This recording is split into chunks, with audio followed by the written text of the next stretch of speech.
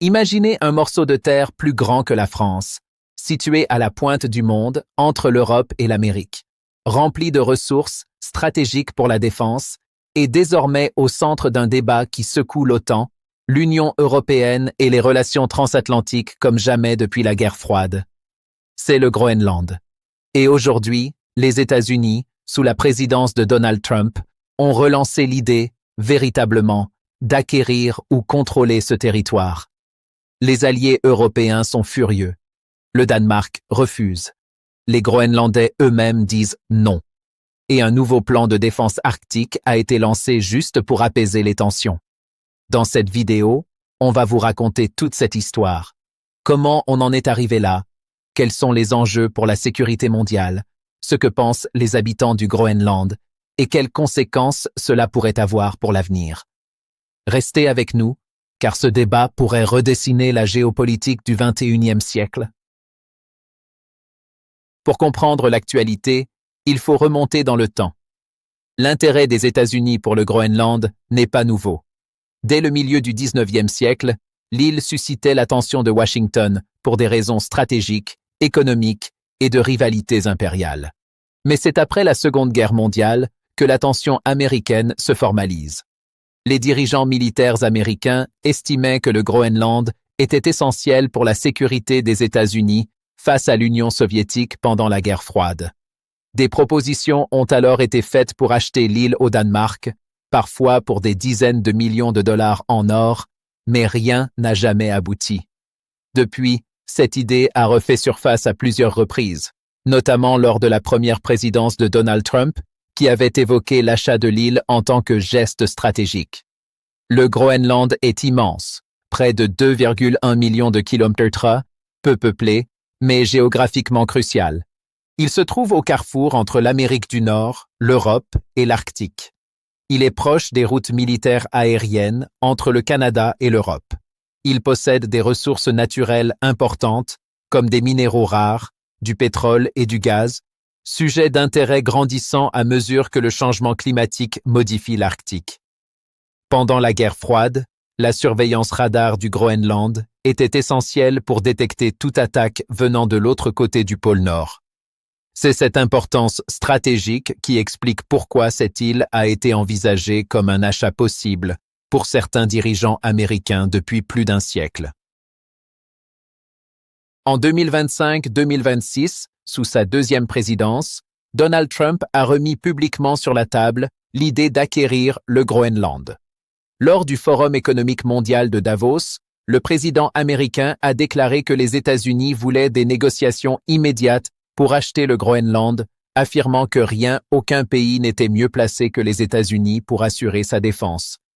Il a expliqué que le Groenland était stratégique pour la sécurité nationale et a évoqué l'histoire de la Seconde Guerre mondiale pour illustrer son point. Les États-Unis avaient contrôlé l'île durant le conflit et l'avaient rendue ensuite ce qu'il qualifiait de « stupidité historique ». La démarche américaine s'est intensifiée. Trump a menacé d'imposer des droits de douane sur certains pays européens s'ils ne soutenaient pas son plan pour le Groenland. Il a déclaré que des taxes de 10% sur les marchandises, puis jusqu'à 25% si aucun accord n'était conclu, seraient appliquées sur des exportations de pays comme le Danemark, la Norvège, la France, l'Allemagne, le Royaume-Uni et d'autres, à partir du 1er février 2026. Ces pressions commerciales ont déclenché de fortes réactions diplomatiques à Bruxelles et au Danemark. Le Danemark, auquel le Groenland appartient en tant que territoire autonome, a fermement rejeté l'idée qu'il cède le contrôle du territoire. Le ministre danois des Affaires étrangères a déclaré qu'il existait un désaccord fondamental avec Washington et qu'il n'était absolument pas nécessaire que les États-Unis prennent le Groenland pour assurer leur sécurité.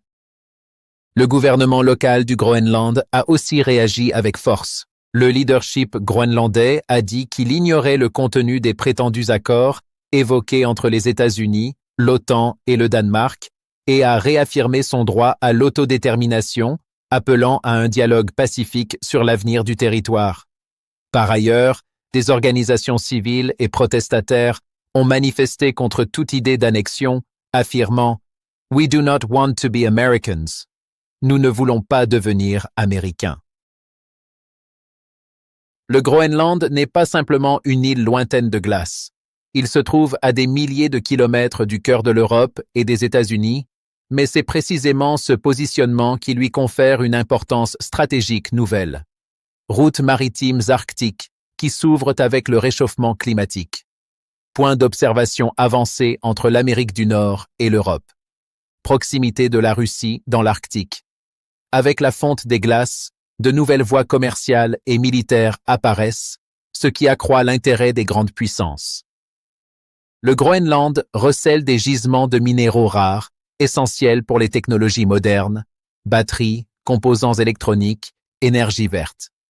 Alors que le monde se tourne vers ces matériaux, le contrôle de leurs sources devient un enjeu économique et technologique majeur. Historiquement, la présence militaire américaine en Arctique a été liée à la surveillance radar et aux routes d'attaque potentielles depuis le Nord pendant la guerre froide.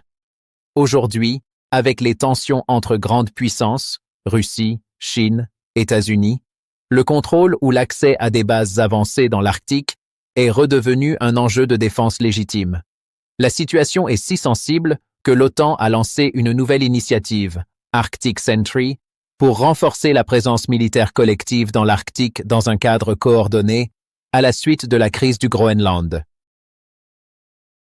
Les dirigeants européens ont critiqué la pression exercée par les États-Unis sur le Groenland comme inacceptable et prétendument contraire au droit international.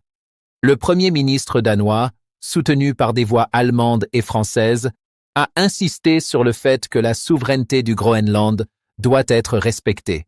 Cette crise a ravivé des appels en faveur d'une autonomie stratégique européenne, notamment dans la défense arctique dans le cadre de l'OTAN. Selon un récent sondage, une grande majorité d'Américains désapprouvent l'idée de prendre le Groenland, même dans le camp républicain, avec environ 70% opposés et seulement 24% favorables. Même une part significative de républicains, traditionnellement soutiens de Trump, exprime des réserves, surtout parmi les jeunes électeurs. Le scénario le plus probable reste une issue diplomatique, où les États-Unis obtiennent un renforcement de leur rôle en Arctique. Le Danemark, le Groenland et l'OTAN trouvent une formule de coopération équilibrée. Les tensions commerciales et politiques diminuent. Cette option limite l'escalade tout en permettant à Washington de répondre à ses préoccupations sécuritaires.